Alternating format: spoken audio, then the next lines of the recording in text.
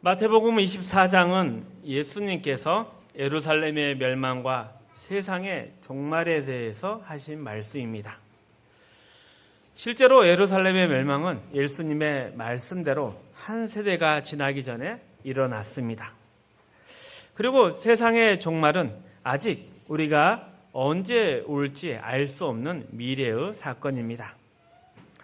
하지만 여기에서 예수님께서 강조하는 핵심은 언제인가 이것이 아니라 그 날을 어떻게 준비해야 하는가에 있습니다.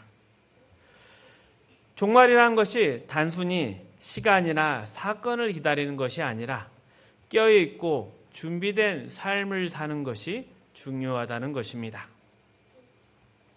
그래서 예수님은 25장까지 여러 가지 비유를 통해서 종말을 기다리는 성도는 어떻게 살아야 하는지 구체적으로 가르치셨습니다. 우리의 기다림은 막연한 기다림이 아니라 충성되고 지혜로운 종처럼 사는 기다림이어야 합니다. 반대로 악한 종처럼 게으르고 자기 중심적인 삶을 사는 것은 잘못된 기다림입니다. 45절 말씀입니다. 충성되고 지혜 있는 종이 되어 주인에게 그 집 사람들을 맡아 때를 따라 양식을 나누어 줄 자가 누구냐? 이것이 바로 종말을 기다리는 바른 자세입니다. 그저 시간이 지나가길 기다리는 게 아니라 적극적으로 종말을 준비하는 삶을 말합니다. 왜냐하면 종말의 목적이 모든 민족에게 복음이 전파되는 것이기 때문입니다.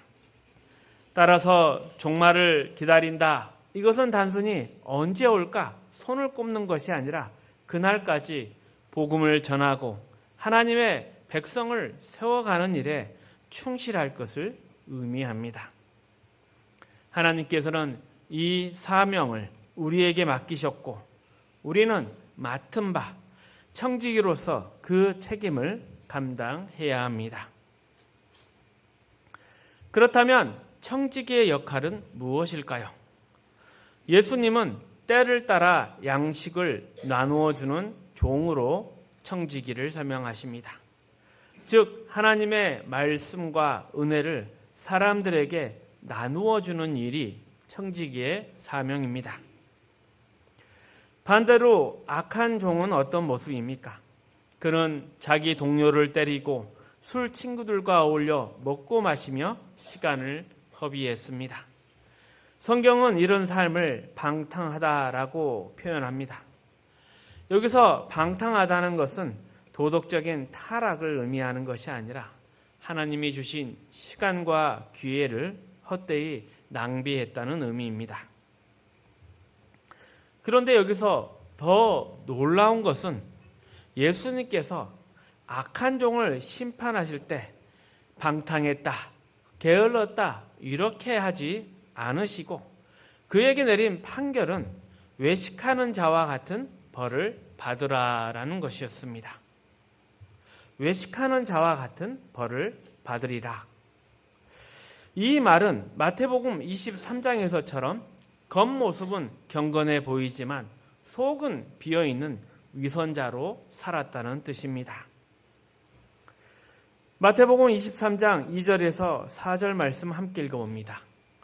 서기관들과 바리새인들이 모세의 자리에 앉았으니 그러므로 무엇이든지 그들이 말하는 바는 행하고 지키되 그들이 하는 행위는 본받지 말라. 그들은 말만 하고 행하지 아니하며 또 무거운 짐을 묶어 사람의 어깨에 지우되 자기는 이것을 한 손가락으로도 움직이려 하지 아니하며. 외식한다는 것은 겉모습만 꾸미는 것입니다.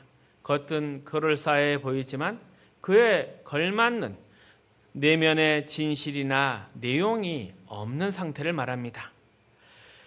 언뜻 보기에 신앙이 있어 보이지만 하나님 앞에서 맡은 책임과 사명을 제대로 감당하지 않는 사람들을 뜻합니다. 그들의 외식, 즉 겉치장과 그에 따르지 못한 책임은 구체적으로 다음과 같습니다. 13절 말씀입니다. 함께 읽습니다. 화 있을진저 외식하는 서기관들과 바리새인들이여, 너희는 천국문을 사람들 앞에서 닫고 너희도 들어가지 않고 들어가려 하는 자도 들어가지 못하게 하는도다. 그들은 천국의 문지기, 즉 하나님께서 맡기신 자리와 역할을 가진 사람들이었습니다. 그러나 문제는 그들이 그 자리가 가지는 권세와 모습만을 즐겼다는 것입니다. 정작 해야 할 일인 천국의 문을 열고 곳간의 양식을 꺼내어 다른 이들에게 나누어 주는 책임을 다하지 못했습니다. 그래서 예수님께서는 그들을 외식하는 자의 벌에 처하리라 말씀하신 것입니다. 그리고 이 심판의 말씀이 그대로 이루어졌습니다. 그것이 바로 예루살렘의 멸망입니다. 왜 성전이 파괴되고 이스라엘이 망했습니까? 예수님은 종말을 기다리는 성도의 자세를 충성되고 지혜로운 청지기로 비유하셨습니다. 그 청지기는 때를 따라 양식을 나누어 줘야 합니다. 하나님의 말씀을 맡은 자로서 다른 이들을 살리는 사명을 가진 사람입니다. 하지만 이스라엘은 이 역할에 실패를 했고 역사적으로 심판을 받은 것입니다. 이 부분을 좀 더 이해하기 위해서 마태복음 13장을 살펴보겠습니다. 13장은 모두 천국의 비유로 이루어져 있으며 하나님의 나라를 맡은 자가 어떤 마음과 자세로 살아야 하는지를 잘 보여줍니다. 47절에서 52절까지 말씀 함께 읽겠습니다. 또 천국은 마치 바다에 치고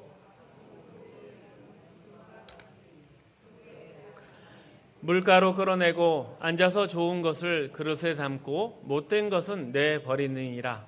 세상 끝에도 이러하니라. 천사들이 와서 의인 중에서 악인을 갈라내어 풀무불에 던져 넣으리니 거기서 울며 이를 갈리라. 이 모든 것을 깨달았느냐 하시니 대답하되 그러하오이다. 예수께서 이르시되 그러므로 천국의 제자된 서기관마다 마치 새 것과 옛 것을 그 곳간에서 내오는 집주인과 같으니라.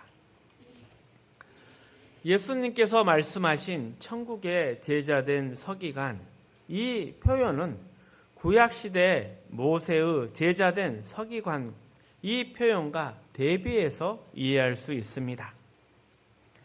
구약시대의 서기관들은 모세의 율법을 기록하고 가르치던 자들이었습니다.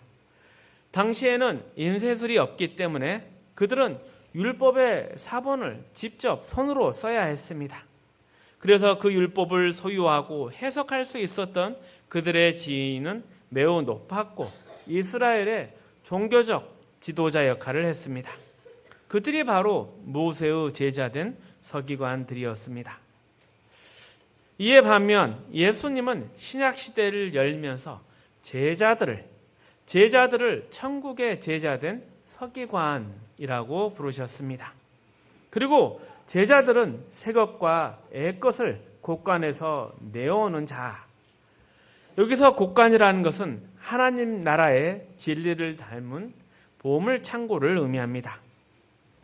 즉 제자들은 그곳에서 하나님의 말씀, 복음의 새 진리와 구약의 옛 진리를 함께 꺼내어 사람들에게 나누어 주는 사명을 맡은 사람들입니다. 이 말씀은 마태복음 24장 45절에 충성되고 지혜 있는 종이 되어 때를 따라 양식을 나누어 주는 자와 같은 의미라 하겠습니다. 이처럼 하나님께서는 시대마다 하나님의 말씀을 맡은 자들을 통해서 백성을 먹이시지만 구약의 이스라엘은 그 역할을 다하지 못했습니다. 율법을 맡았던 성경과 제사장, 종교 지도자들은 하나님의 은혜를 전해야 할 책임을 잊고 결국 예루살렘의 멸망을 맞게 되었습니다. 하지만 예수님은 단지 그들의 실패를 비판하기 위해서 이 말씀을 하신 것이 아닙니다. 그들의 외식과 불순종으로 막혀있던 하나님 나라의 문을 새롭게 여시겠다. 이 선언이기도 합니다.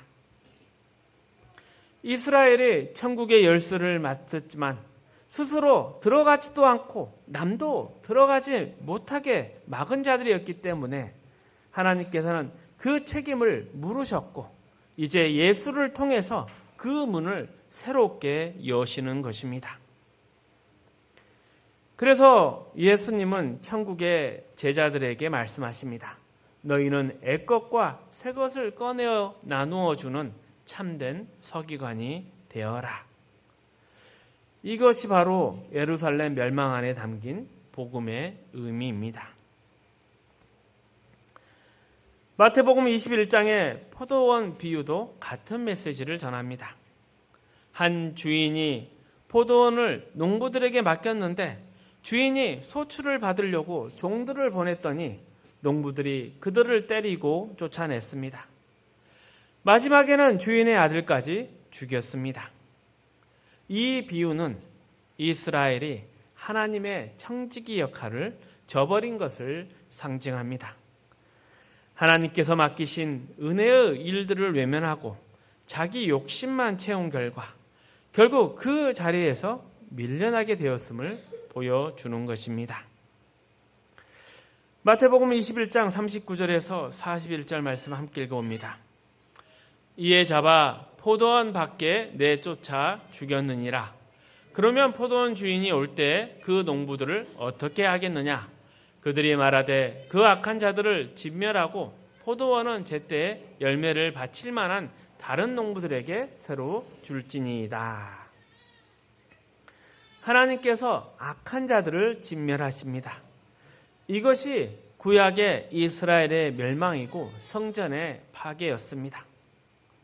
그러나 포도원은 없애지 않으셨습니다. 포도원 농사를 포기하지도 않으셨습니다. 어떻게 하셨습니까? 41절 43절 말씀 함께 읽습니다. 그들이 말하되 그 악한 자들을 진멸하고 포도원은 제때 열매를 바칠 만한 다른 농부들에게 새로 줄지니이다. 예수께서 이르시되 너희가 성경에 건축자의 버린 돌이 모퉁이의 머릿돌이 되었나니 이것은 주로 말미암아 된 것이요 우리 눈에 기이하도다 함을 읽어본 일이 없느냐.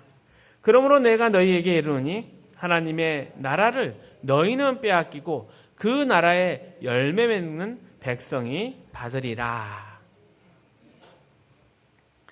그러니 예루살렘의 멸망과 성전의 파괴는 단순한 끝이 아닙니다. 하나님께서 그렇게 하심으로써 때에 맞게 열매를 맺을 새로운 농부, 즉 참된 청지기를 세우시려는 뜻을 드러내신 것입니다. 예루살렘의 멸망, 성전의 멸망은 닫힌 천국의 문을 다시 열고 그 곳간에서 하늘의 양식을 꺼내어 나눠주시려는 하나님의 계획된 일이었습니다. 이것이 바로 기독교 신앙의 핵심입니다. 보통 사람이 가진 일반적인 종교심은 무언가 얻으려면 그 대가를 치러야 한다. 이 생각에 머물러 있습니다. 그러니 이걸 드릴 테니 저것을 주십시오. 이런 식이죠. 그러나 기독교는 다릅니다. 하나님은 우리의 부족함이나 실패와 상관없이 하나님의 능력과 은혜로 늘 먼저 개입하시고 먼저 일하시는 분이십니다. 이것이 복음의 본질입니다. 이스라엘은 하나님의 제사장 나라로 부름을 받았습니다. 그들이 다른 민족보다 뛰어나서가 아니라 모든 민족을 구원으로 부르기 위한 통로, 즉 먼저 부르심을 받은 종으로 선택된 것이었습니다. 그러나 그 사명을 감당하지 못했습니다. 자신들의 신앙도 지키지 못하고 복음을 다른 이들에게 전하는 일에도 실패를 했습니다. 하지만 로마서에서 바울은 이렇게 설명합니다. 이스라엘의 실패로 인해 이방인들이 오히려 구원을 받게 되었다. 그렇다면 그 구원이 인간의 방법이냐? 아니다. 하나님의 은혜로 이루어진 것이다. 그렇다면 그 은혜에 하나님께서 처음 부르신 이스라엘도 결코 버리지 않으실 것이다. 그래서 바울은 깊도다 하나님의 지혜와 지식에 풍성하며 이렇게 찬양하며 로마서 11장을 마무리합니다. 이 본문도 같은 맥락입니다. 이스라엘이 성전의 기능을 잃고 천국 문을 닫아버렸지만 하나님은 그 문을 다시금 활짝 여시기 위해서 심판을 하십니다. 이스라엘을 벌하시는 이유는 포기해서가 아니라 새 길을 열기 위해서입니다. 하나님께서는 늘 포기 대신 새로운 회복의 길을 여십니다. 우리의 신앙생활도 마찬가지입니다. 우리는 종종 하나님께 조건을 답니다. 하나님, 이것만 해결해 주시면 더 열심히 하겠습니다. 하지만 하나님은 그런 거래의 하나님이 아닙니다. 우리가 실패하고 낙심해도 하나님은 결코 우리를 포기하지 않으십니다. 우리 인생에 징계가 있다면 그것은 버림받은 표시가 아니라 오히려 포기하지 않았다는 증거입니다. 예수님을 믿는 삶이 때로 힘든 이유가 바로 여기에 있습니다. 하나님께서 우리를 끝까지 붙들고 계시기 때문입니다. 예수님께서 친히 이렇게 말씀하셨습니다. 이 성전을 헐라. 내가 사흘 만에 다시 세우리라. 그 세울 성전은 예수님 자신을 가리키는 말이었습니다. 하나님은 무너진 성전과 불순종한 이스라엘 위에 새로운 성전, 새로운 공동체, 곧 교회를 세우셨습니다. 이제 교회가 구약의 성전과 이스라엘이 맡았던 사명을 이어받았습니다. 교회를 통해서 천국 국간의 모든 양식이 하나님의 백성들에게 골고루 때에 맞게 공급됩니다. 그리고 이번에는 절대 실패하지 않을 것입니다. 왜냐하면 교회의 머리가 사람이 아니라 예수 그리스도이시기 때문입니다. 예수님께서 친히 천국문을 여시고 교회를 통해 그 문을 지키고 계십니다. 이것이 마태복음 16장에서 말씀하신 교회 설립의 의미이자 예루살렘 멸망 안에 담긴 복음의 진정한 메시지입니다. 우리 마태복음 16장 16절에서 19절 말씀 함께 읽습니다. 시몬 베드로가 대답하여 이르되 주는 그리스도시요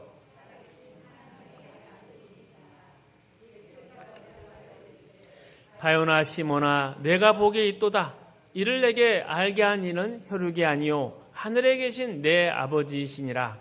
또 내가 내게 이르노니 너는 베드로라. 내가 이 반석 위에 내 교회를 세우리니 음부의 권세가 이기지 못하리라. 내가 천국 열쇠를 내게 주리니 내가 땅에서 무엇이든지 멜면 하늘에서도 멜 것이요 내가 땅에서 무엇이든지 풀면 하늘에서도 풀리리라 하시고. 이제 천국의 열쇠가 교회에 있습니다. 교회란 예수 그리스도를 주님으로 고백하는 사람들의 모임입니다. 그러므로 우리 모두가 바로 하나님의 교회이며 동시에 천국 열쇠를 맡은 자들입니다. 그리고 이 열쇠를 맡은 우리가 반드시 기억해야 할 것은 충성되고 지혜로운 종으로 살아야 한다는 것입니다. 이것은 구체적으로 무엇일까요? 그것은 바로 천국의 곳간을 열어서 양식을 나눈 일입니다. 하나님께 속한 자로서 세상과 다른 영적인 부요함과 신령한 힘과 능력으로 사람들 앞에 서야 합니다. 이것이 우리가 맡은 책임입니다. 오늘날 한국교회의 신앙을 돌아보면 가장 약한 부분이 바로 교회론입니다. 십자가는 많이 강조되지만 교회의 본질에 대해서는 상대적으로 약하게 다뤄지고 있습니다. 물론 십자가는 아무리 강조해도 지나치지 않습니다. 하지만 성경은 십자가와 함께 교회를 균형 있게 강조하고 있습니다. 에베소서 1장에서 바울은 이렇게 말합니다. 에베소 교인들이 예수를 믿고 한 공동체가 되었음을 기뻐하며 이제 너희가 예수 믿는 자가 되었으니 어떤 시선과 안목으로 세상을 살아야 하는가 이것을 가르칩니다. 에베소서 1장 15절에서 19절 말씀 함께 읽습니다. 이로 말미암아 주 예수 안에서 너희 믿음과 모든 성도를 향한 사랑을 나도 듣고 내가 기도할 때 기억하며 너희로 말미암아 감사하기를 그치지 아니하고 우리 주 예수 그리스도의 하나님 영광의 아버지께서 지혜와 계시의 영을 너희에게 주사 하나님을 알게 하시고 너희 마음의 눈을 밝히사 그의 부르심의 소망이 무엇이며 성도 안에서 그 기업의 영광의 풍성함이 무엇이며 그의 힘의 위력으로 역사하심을 따라 믿는 우리에게 베푸신 능력의 지극히 크심이 어떠한 것을 너희로 알게 하시기를 구하노라. 바울이 에베소 교인들에게 이렇게 말합니다. 여러분이 예수를 믿어서 하나님의 자녀가 된 것을 저도 기뻐합니다. 그러나 이제 하나님께서 왜 여러분을 부르셨는가? 그리고 어디로 인도하시려는가? 이것을 알아야 합니다. 우리의 신앙도 마찬가지입니다. 대부분 십자가, 구원의 십자가를 믿습니다.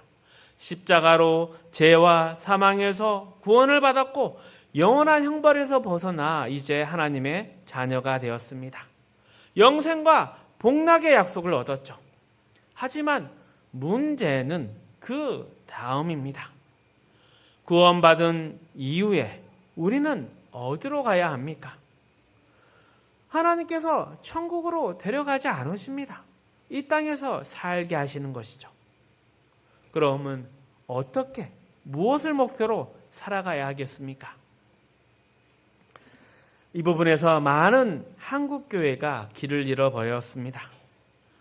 구원 이후의 신앙에 대해서 일하는 것만으로 이해합니다.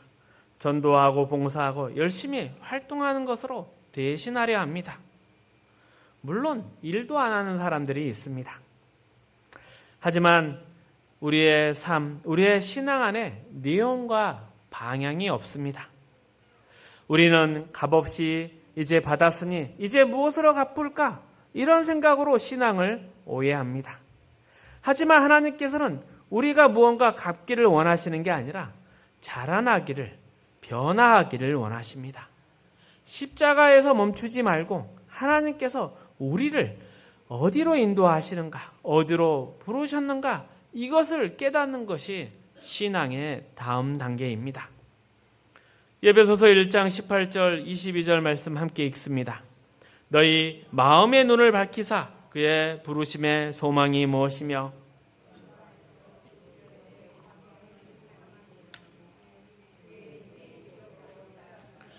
믿는 우리에게 베푸신 능력의 지극히 크심이 어떠한 것을 너희에게 알게 하시기를 구하노라. 그의 능력이 그리스도 안에서 역사하사 죽은 자들 가운데서 다시 살리시고 하늘에서 자기의 오른편에 앉히사 모든 통치와 권세와 능력과 주권과 이 세상뿐 아니라 오는 세상에 일컫는 모든 이름 위에 뛰어나게 하시고 또 만물을 그의 발 아래 복종하게 하시고 그를 만물 위에 교회의 머리로 삼으셨느니라. 예수님께서는 우리를 구원하시기 위해 십자가에 달리셨고 하나님께서는 그 예수님을 지극히 높여서 교회의 머리로 세우셨습니다. 그러니 신앙의 두 기둥은 바로 십자가와 교회입니다. 여기서 말하는 교회는 건물이나 조직이 아닙니다. 성경이 말하는 교회는 구약의 이스라엘, 즉 하나님의 백성을 의미합니다. 구약에서는 하나님의 백성이 민족 단위로 부름을 받았습니다. 이스라엘이란 민족으로 태어나는 것이 하나님의 백성이 되는 길이었습니다. 하지만 신약은 다릅니다. 이제 하나님의 백성이 되는 기준은 예수 그리스도를 주라 고백하는 믿음입니다. 그렇다면 믿는 자 이렇게 부르면 될 텐데 왜 굳이 교회라 부를까요? 그 이유는 하나님을 아버지라 부르고 예수 그리스도를 주라 시인하는 사람은 이제 누구나 그리스도의 몸으로 하나로 연합되었기 때문입니다. 예수님이 머리이시고 우리는 그 몸의 지체가 되어서 이제 하나의 공동체가 되었습니다. 이것을 교회라 부르는 것입니다. 23절 말씀 함께 읽습니다. 교회는 그의 몸이니 만물 안에서 만물을 충만케 하시는 이에 충만함이라.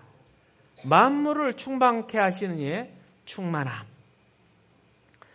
예수님은 우리의 시작이며 완성의 길이십니다. 예수님은 우리를 죄와 사망에서 구원하시기 위해 십자가를 지셨고 또한 이제 우리를 하나님의 영광의 기업으로 멋진 하나님의 자녀로 완성시키기 위해서 교회의 머리가 되셨습니다. 예수님은 예수님의 충만하심으로 이제 우리를 채우기를 원하십니다. 우리를 충만하게 만들기 위해서 우리를 예수님 자신과 하나로 묶으셨습니다. 우리는 이제 예수님과 유기적으로 연결된 생명을 나누는 한 몸, 예수 그리스도의 몸이 되었습니다. 이것을 구약과 비교해 보십시오. 구약에서는 하나님이 이스라엘이라는 민족과 성전을 통해 일하셨습니다. 그러나 이제 신약에서는 예수 그리스도로 말미암아 우리와 직접 하나로 묶으시고 실패하지 않는 하나님의 백성으로 세우셨습니다. 이것은 하나님께서 새로운 약속을 이루시기 위해서 직접 개입하신 역사, 즉 하나님의 구원 계획이 완성되어 가는 과정입니다. 그러니 우리가 기대하고 바라는 종말이라는 것은 역사의 끝이 아니라 하나님의 나라가 완성되는 순간이라 하겠습니다. 그 완성을 위해서 하나님은 우리를 예수 그리스도와 한 몸이 되게 하셨습니다. 교회를 세우셨습니다. 이 하나됨의 영광과 특권, 그 자랑스러움이 무엇인지 에베소서 3장 14절에서 19절은 이렇게 설명합니다. 함께 읽습니다.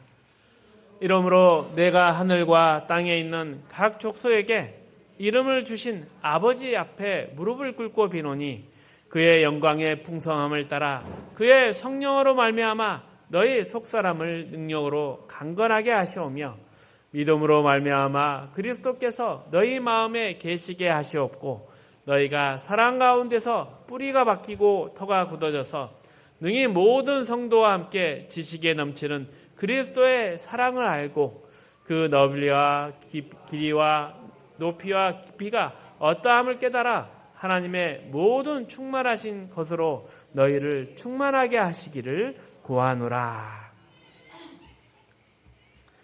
우리는 종종 신앙이 좋다고 알려진 사람들의 간증을 듣습니다. 기도가 응답되었거나 소원이 이루어졌다 이런 이야기를 들으면 아, 저 사람이 믿음이 좋구나 이렇게 생각할 수 있습니다. 하지만 이런 기준은 사실 위험한 오해입니다. 기도 응답이나 소원의 성취만으로 신앙의 증거를 삼아서는 안 됩니다. 왜냐하면 우리가 바라는 것들은 결국 우리의 한계를 벗어나지 못하기 때문입니다. 기독교 신앙의 참된 복은 우리가 원하는 것에 있지 않습니다. 그저 우리가 바라는 문제 해결이나 소원 성취에 있지 않습니다. 오히려 우리가 상상할 수 없는 그 크신 하나님의 뜻과 계획 속에 내가 참여하게 되는 것, 그것이 진짜 복입니다. 따라서 신앙이 좋다는 것은 기도 많이 하고 응답 많이 받은 사람이 아니라 하나님을 깊이 아는 사람을 말합니다. 우리가 자꾸 내 소원이 얼마나 이루어졌는가, 응답받았는가 이런 걸로 신앙을 점검하지만 우리의 소원은 너무나 하찮을 때도 많고 너무나 단순할 때도 많습니다. 병 낫고 출세하고 돈 버는 것, 그 정도이지 않습니까? 그러나 하나님께서 우리를 그리스도와 하나로 묶으신 이유는 그런 세상적인 목적이 아닙니다. 하나님의 뜻은 우리가 그리스도 생명 안에서 자라고 하나님의 나라를 이루는 멋진 자녀가 되는 데에 있습니다. 19절에서 21절 말씀 함께 읽어봅니다. 그 너비와 길이와 높이와 깊이가 어떠함을 깨달아 하나님의 모든 충만하신 것으로 너희에게 충만하게 하시기를 구하노라. 우리 가운데서 역사하시는 능력대로 우리가 구하거나 생각하는 모든 것에 더 넘치도록 능히 하실 이에게 교회 안에서와 그리스도 예수 안에서 영광이 대대로 영원무궁하기를 원하노라. 아멘. 우리는 그리스도와 한 몸으로 묶인 사람들입니다. 예수 안에 있는 모든 충만함, 그 충만함이 우리에게 흘러오도록 하나님께서 그렇게 하나로 묶으셨습니다. 이것이 바로 기독교 신앙의 핵심이자 우리의 자랑입니다. 우리의 목표는 예수님의 충만함에 이르는 것입니다. 과거 성전의 파괴나 예루살렘 멸망이 단순한 심판이 아니었던 것처럼 하나님은 천국문을 막고선 문지기가 제 역할을 하지 못했을 때 그 문을 다시 열기 위해서 새로운 문지기, 곧 교회를 세우셨습니다. 그렇다면 종말은 무엇이겠습니까? 종말은 문을 닫는 시간이 아니라 종말은 하나님께서 그 문을 여시고 그 안에 모든 것을 우리에게 주시는 때입니다. 완성의 때인 것이죠. 그래서 우리는 종말을 향해 부름받은 사람들입니다. 천국의 제자된 서기관으로서 천국 곳간에 열쇠를 맡은 청지기들입니다. 이것이 우리의 놀라운 특권이며 또 동시에 큰 책임입니다. 우리가 이 일을 잘 감당하려면 그리스도의 몸된 교회 안에서 살아가야 합니다. 여기서 말하는 교회는 건물 조직이 아니라 보이지 않는 영적인 교회, 곧 그리스도와 연합된 공동체를 말합니다. 하지만 우리는 아직 인간이기에 서로 배우고 훈련하기 위해서 눈에 보이는 조직교회가 필요합니다. 그리고 이 교회는 어떠한 일을 하기 위한 기관이 아니라 성도들이 함께 자라나도록 훈련하는 그러한 훈련소입니다. 교회의 가장 큰 유익이 무엇인지 아십니까? 그것은 성도들이 서로 부딪히며 성장하는 것입니다. 교회 안에서는 늘 다툼이 있고 오해가 있고 마음 상하는 일이 있습니다. 그러나 그 과정을 통해서 참는 법을 배우고 사랑하는 법을 배우며 믿음이 자라나는 것입니다. 그렇기 때문에 교회를 피상적으로 다녀서는 안 됩니다. 예배만 드리고 곧바로 떠나버리는 신앙은 자라날 수 있는 기회를 가질 수 없습니다. 또한 교회는 이를 위한 집단이 아니라 함께 살아가며 변화되어 가는 공동체입니다. 형제가 많은 집에서 자란 아이는 외동으로 자란 아이와 분명히 다릅니다. 교회 안에서 부딪히며 배우는 신앙인은 혼자 신앙생활하는 사람보다 훨씬 더 깊고 단단해지는 것입니다. 이 과정을 통해서 우리는 비로소 하나님의 충만하심으로 채워진 사람이 되어가는 것입니다. 그래서 바울이 교회 안에서와 그리스도 예수 안에서 영광이 대대로 영원하기를 원하노라 이렇게 고백한 것입니다. 하나님은 결코 실패하지 않으십니다. 하나님은 약속하신 것을 포기하지 않으십니다. 더 강력한 능력과 열심으로 우리를 찾아오십니다. 이스라엘은 성전만 가지고 있었지만 이제 우리는 예수 그리스도 그 몸된 자로서 예수님을 가지고 있습니다. 그러니 우리도 핑계댈 수가 없습니다. 믿는 자의 자랑과 특권이 바로 이 예수와 함께 살아가는 기쁨입니다.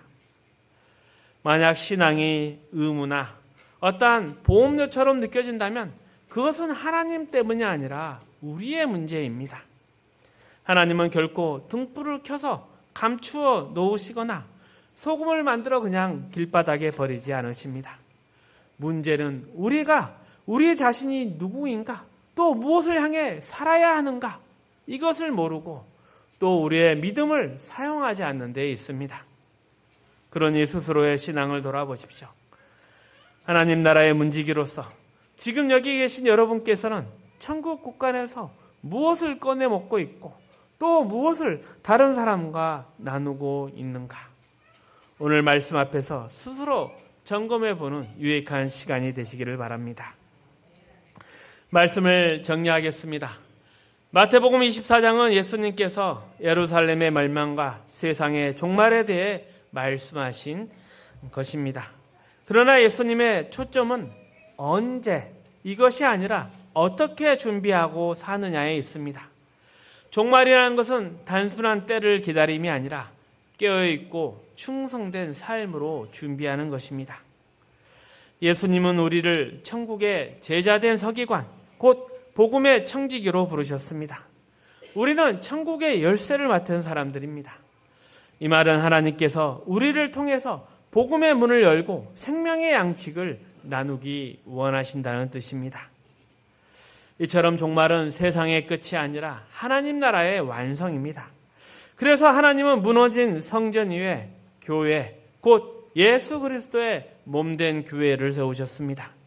이 교회를 통해서 하나님의 말씀과 은혜가 세상에 흘러가게 되어 있습니다. 그러기에 우리의 신앙이 단순히 소원을 이루는 것이 아니라 하나님의 뜻과 계획 속에 참여하는 삶이 되어야 합니다. 하나님의 나라의 문지기로서 천국 곳간의 양식을 꺼내서 나누는 충성된 종이 되어야 합니다. 이것이 예수님 다시 오기를 기다리는 참된 성도의 삶입니다. 승리하시기를 축복합니다.